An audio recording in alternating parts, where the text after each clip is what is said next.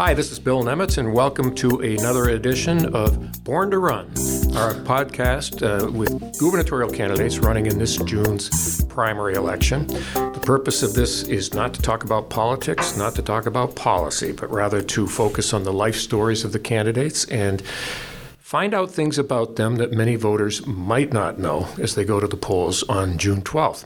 With us today is Republican gubernatorial candidate Garrett Mason. Welcome, Garrett. Thank you for having me. Good to have you. I like the title of your podcast.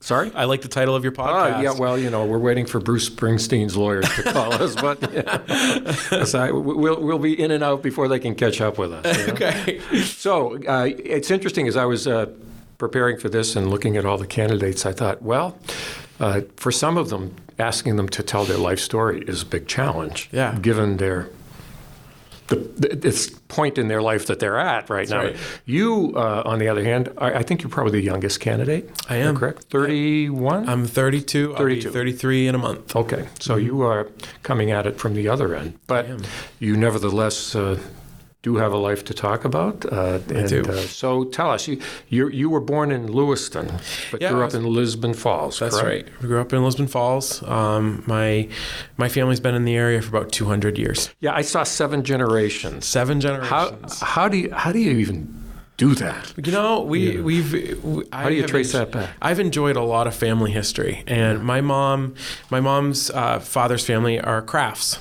And if you drive through Lisbon, you'll see Crafts self-storage, you'll see Crafts cars. We've just been in the community for a long time, and you can trace it all the way back to 1611 in Lincolnshire, England. A man named Griffin Crafts and his wife Alice came across the sea to seek a life in the New World. And there's a bunch of books written down in Harvard. And did they come right here to what is now Maine? They came first through Massachusetts, obviously, and they ended up in York, and then slowly migrated their way up.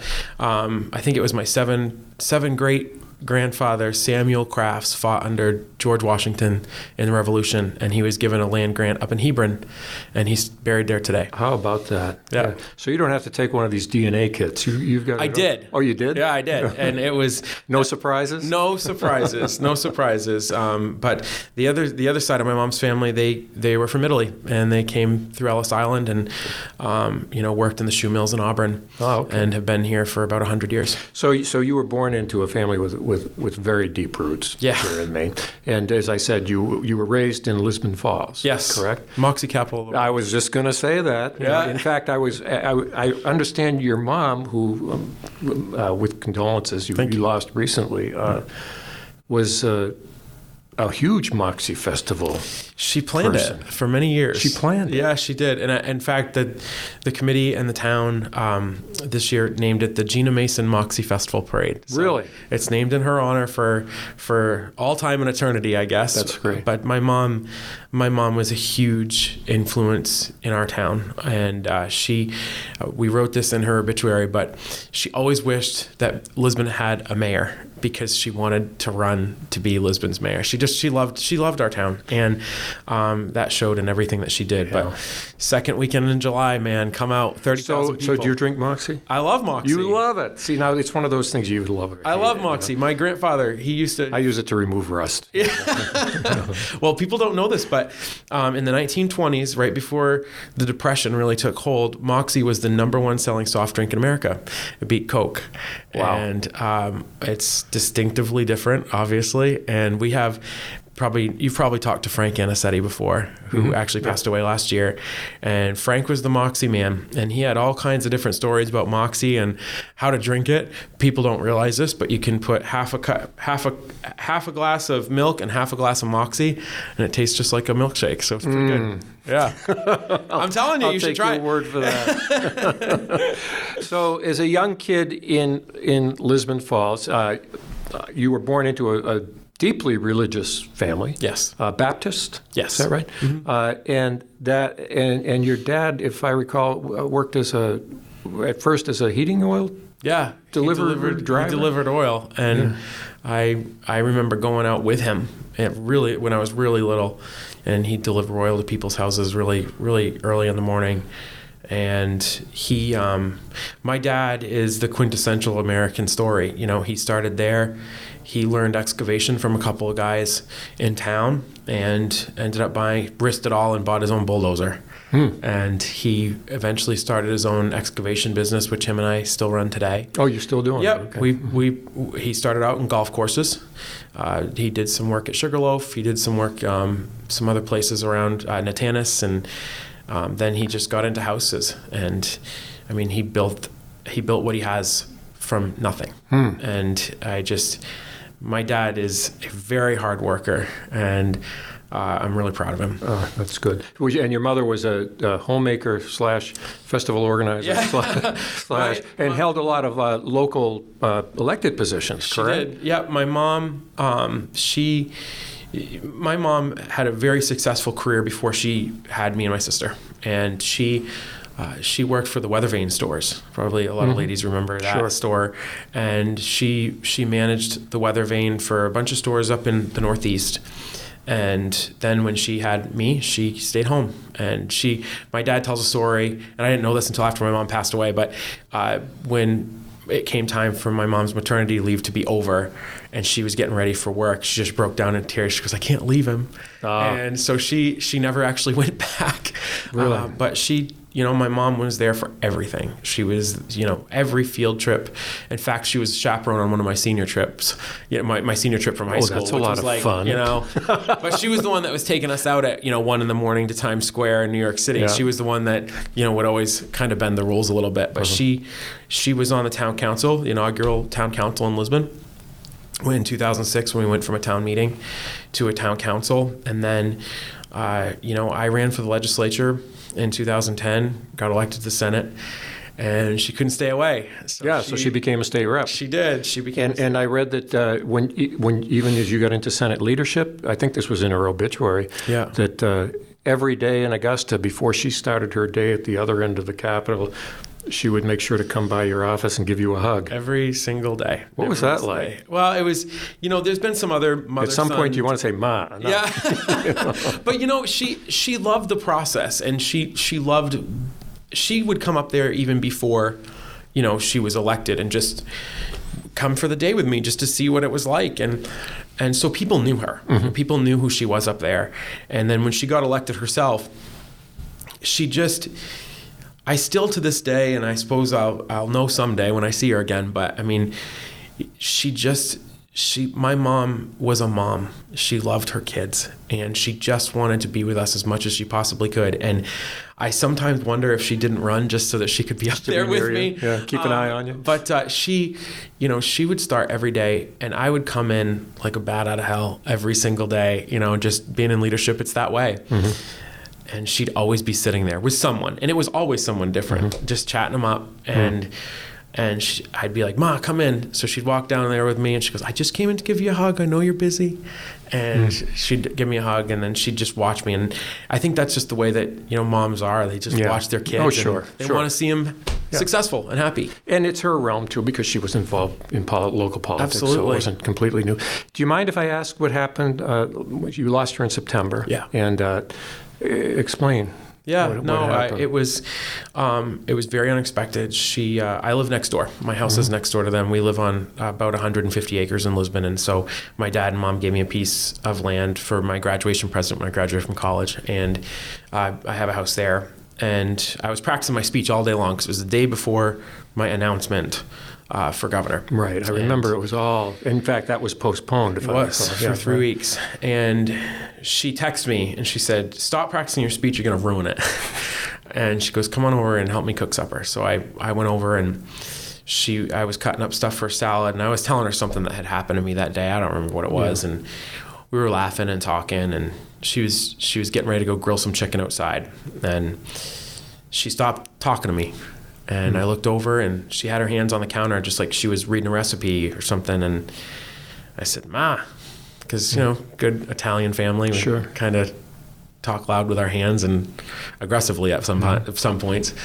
And she just looked at me, fell into my arms, and she died. Oh, my goodness. And we didn't know. We didn't know what was wrong with her. But by the time I caught her, I knew she was gone. And Was it a heart type of? Yeah, issue? I think so. We think it was a heart condition. My grandfather died very similarly around the same age. What a shock. Oh yeah, I Oh mean, my goodness. it was. And she was my mom, so it's. I know what I lost. Yeah. But I think what struck me and my family the most was how much she was loved by the town. Mm-hmm. And that funeral was at Fortin Funeral Home told us was one of the largest funerals that they've ever done in 70 years. Wow.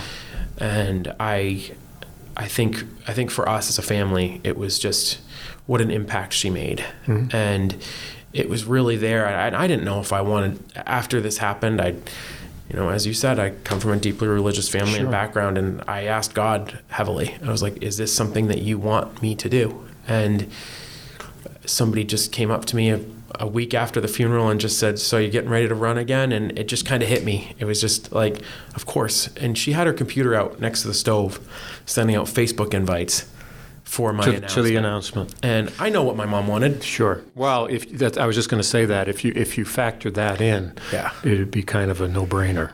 She would have been keep going. Livid if I didn't. So we got back on the horse 3 weeks later, and something like that, when that happens, it really puts a lot of life into perspective. Mm-hmm. And you don't know when if your next breath's going to be your last. And that was an enduring lesson that I've carried with me since that time. I suspect you grew up a lot in that couple of weeks in terms of just, like you said, your whole perspective on life and what's important and what isn't. My dad did too. Yeah. And is he still next door to you now? Oh, yeah. So you're keeping an eye on him? Oh, we're keeping an eye on him. He ran for the legislature. He ran for my mom's seat, which was crazy. I never thought he'd do that, but he's doing great, loving it. But yeah, you do. You grow up. I don't care how old you are when you lose your mom. It's hard. Yeah. And I had somebody recently, especially when it's so sudden and you don't have any time to prepare for it. Yeah. And I'm just thankful to God that I never had to see her in a nursing home. I never had to see her sick. But we all grew up. My sister, me, my dad, my fiance. Like we started to treasure a lot of the little things a lot more. Yeah, you don't let things go by quite so easily. No.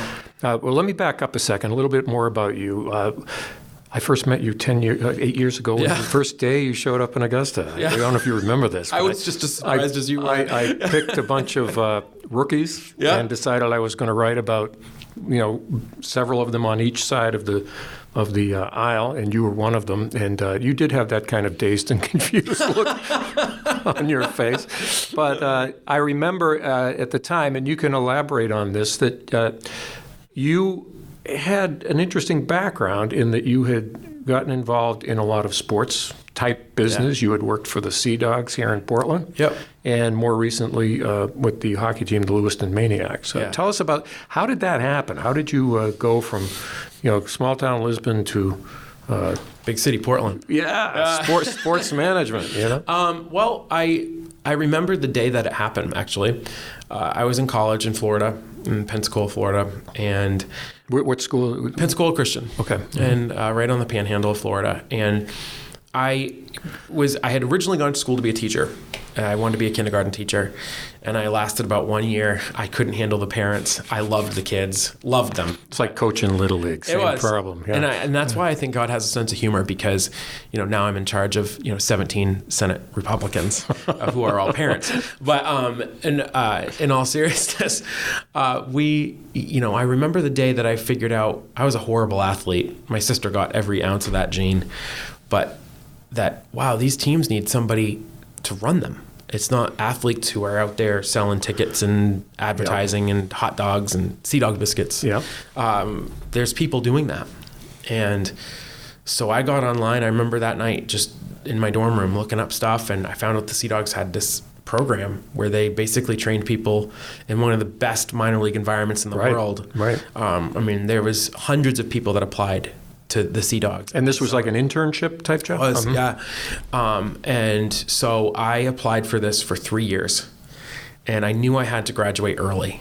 So I worked really hard to graduate early, and I finally got the one that I wanted. And I flew up my senior semester, interviewed by Chris Cameron and Jeff Iaquesa and a lot of the guys who are still over there now. Yeah. And was Charlie was there too? Charlie Eschbach was there. He didn't interview us, but he was there. Right. And they hired me, and it was just the most amazing thing. And I remember. And what did you do? What were your responsibilities? Group sales. Chris let me in on a couple of public relations things, and I got my teeth cut working in Portland, and going to work every day at a baseball diamond is. That kind of sets a tone, doesn't it? Yeah, it was just the most awesome thing. Yeah. And I mean, they ran us ragged, but it was fun. Yeah. And I loved coming to work. Was it a paid internship? Yeah, and that was the best part about it. You were getting paid to do it. Who gets paid to do an internship? Yeah, right. And so then after I left there, it was like, go work for the ticket office at the Red Sox, which is kind of the obligatory job offer at the end, or go do something else. And I ended up applying at the Lewiston Maniacs, which they were kind of new at the time. They'd just come off a President's Cup championship, and they needed a public relations director, which is what I wanted to do. And they hired me, and I for 2 years did that, and then the Maniacs went through major transition, and I ended up being the only front office employee there. Well, wait a minute, you were general manager. That's when I got it. Oh, that's when you became okay. I was. I thought that was what they called the only guy. No. So I ended up being the only person working there one summer. It was lonely. Yeah, an ice rink, a huge, massive ice rink in Lewiston. It got lonely, and then they said, "Well, you're doing the job anyway, so why don't you just become director of administration?" So I did. And it was awesome. I mean, I was 23 years old, running all over North America, recruiting hockey players with a general manager. And so it got into the hockey side as well, in addition to the business side. Because the Quebec League, we have contracts. Yeah. We draft players. Right. And so I got to play, on a really big level at a very young age. Yeah. And it was. Oh man, I still miss it to this day. So in the midst of all this, you suddenly become not only a candidate for the Maine Senate, we're no board of selectmen, no school board, no state rep. I mean, man, and just like that, you're there. What was it? Your mom? Was she the catalyst that got you involved politically? It was the government. I remember I was 24, and we had made some major decisions at the Maniacs to. Cut some prices. Hopefully we got it back on the concession end or the shop end. And they had passed LD 1495. You probably remember that one. It's Last People's Veto. I think that was done. And one of the taxes was on hockey tickets. And I was basically, when I called looking for some help, I was told, well, why can't you just, send a bill to your season ticket holders for half of the year? Because hockey straddles 2 years. And that I felt, I couldn't believe what I was hearing. And it was probably a rash decision at the time, but I was like, I'm running. Really? Yeah, that was it. Wow. And so you were, at the outset, at least a single issue candidate. I kind of was. Yeah. And my cousin was in the legislature at the time for Lisbon, Dale Crafts. And I ran, and we beat an 18-year incumbent by 11% of the vote. Yeah, I remember that. And it was just 10,000 doors we knocked on in that race. Yeah. And I couldn't believe I got there. Yep. In fact, we were the first race called on election night because we won Lisbon so big that it was easy to call it. And you haven't looked back since. No, I remember watching Cindy Williams call the race. From Channel 6? Yeah. And just say, interesting results coming out of Lisbon tonight. And I'm looking at it, I'm like, holy crap, she's talking about me. Yeah. Well, even now, 8 years later, even as a member of leadership, of course, we still have a citizen legislature. And you all need to have a day job. Yeah. What are you doing now? Digging holes with my dad. You are? Yeah. I mean, we have a business to run, which I've run for years now. And whenever Dad needs an extra guy on a piece of equipment, or I still cut all the checks and everything at the business. How many employees working at the business? We have 5, and sometimes 6 if we can find a truck driver. So otherwise, you drive it. Right? No, Dad does. Oh, okay. Dad does. Okay. I have no interest in driving a dump truck. Okay. But I'll play with the big Tonka trucks. Yeah. Well, it's every boy's dream come true. Get to drive a play in the dirt. Yeah, without a doubt. So I want to get back to one theme, because one of the things that does distinguish you from a lot of the other candidates is your religious background, and there's been some observations, of course, that factors in politically to some extent too. And what strikes me about this is we see survey after survey saying that as a state and perhaps even as a nation, we are becoming less and less religious. Yep. People. That doesn't mean people don't believe in God or a higher Morality, power, yeah. but their connection to an organized religion, by and large, has diminished over the years.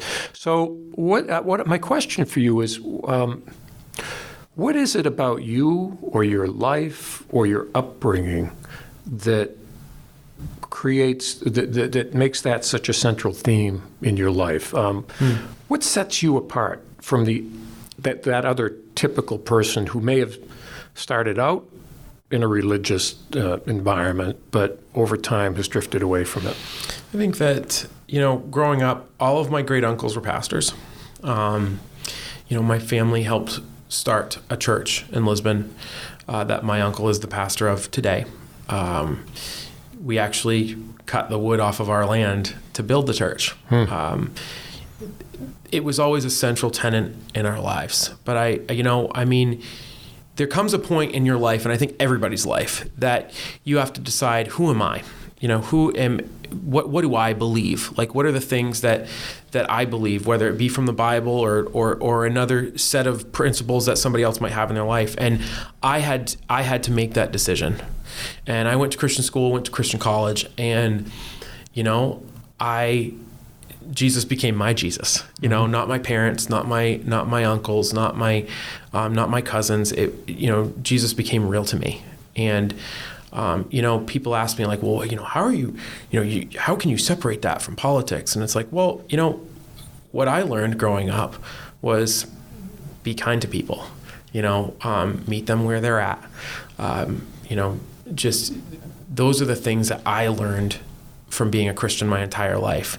And those are tenets that everybody can accept. I think in Augusta, there's a lot of people who have lost their way, and they think that being conservative means you have to be crass and you have to be mean and you have to, no compromise and, just as much red meat as you can throw out there. And I think that goes for both sides, by the way. Yeah.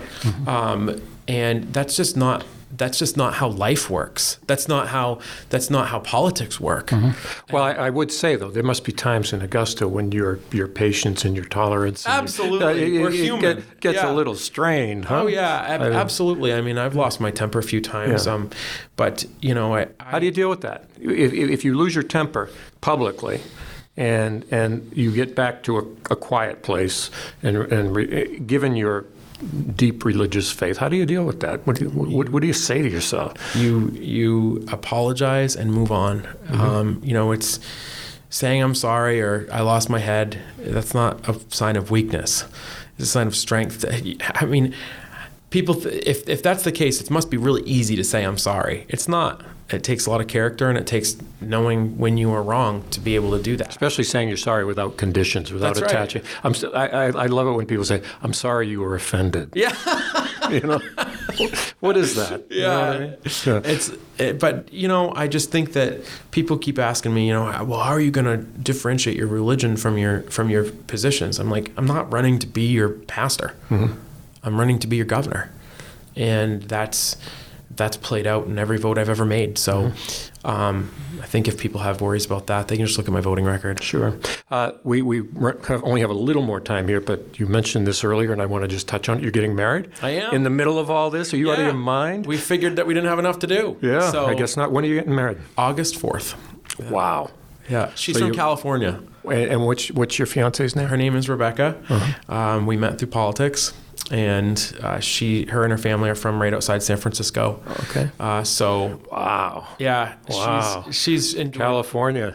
I know. Liberal bastion. I know. She was one of the last remaining conservatives, so we lifted her out. Yeah. Okay, so this is a rescue mission, huh? Right. No, she loves Maine. She never thought. It was a funny moment. We were having everything at the house, and small intimate gathering of like 300, and she was watching my dad level out the backyard because we were having it in a tent, And, we got the bulldozer there and dump truck pulling in extra fill and all this stuff. And I had come in from an event we were at, and I stood next to her on the back patio, and she's like, growing up in California, I never thought I'd get married in Maine, number one. Number two, that it would involve dump trucks and bulldozers. And we kind of got a good laugh out of that. And she's like, we're living Father of the Bride, that Steve Martin movie. And I go, in many ways, we are. Yeah. Yeah. Now, I assume she had an opportunity to meet your mother? She did. Her and my mom were very, very close. Uh-huh. And they shared a really special relationship. In fact, after Mom passed away, my dad and my sister gave me my mom's wedding ring and her engagement ring, and that's what I gave to her. So wonderful. She's got my mom's ring, and very special for us. So your mom will, in more ways than one, your mom will be there on that day. She will be. And, it's special because, we live on some family land, and we have a family cemetery there, and my mom is buried there. Our home means a lot to us. And I know my mom will be there. She hasn't abandoned me yet. Yeah. And so let me ask you, with given the fact that she's buried there, and given so much that's happening in your life right now with the gubernatorial race and of course your impending wedding, I assume you must visit her grave from time to time if she's so nearby. Yeah. Given everything that's happened since you lost her, and that was only, 10 months ago? 7 or 8 months ago. Yeah. What goes on there? What do you say to her? What do you hear her saying to you? If people saw me on a day-to-day basis, they'd probably think I was crazy because I talk to her all the time.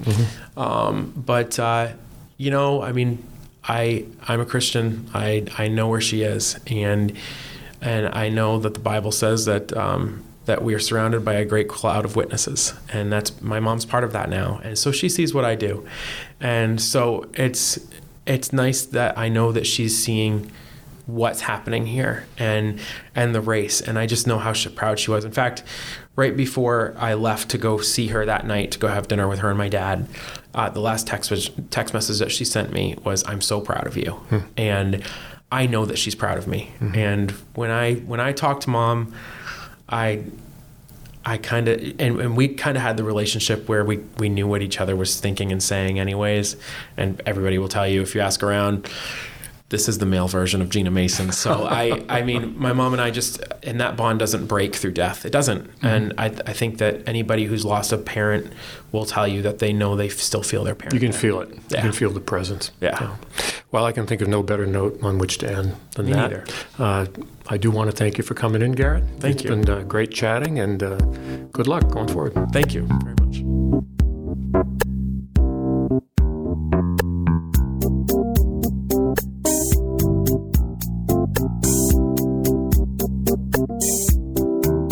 I'm Bill Nemitz, and this has been another edition of Born to Run. You can find this and the other gubernatorial podcasts at pressherald.com.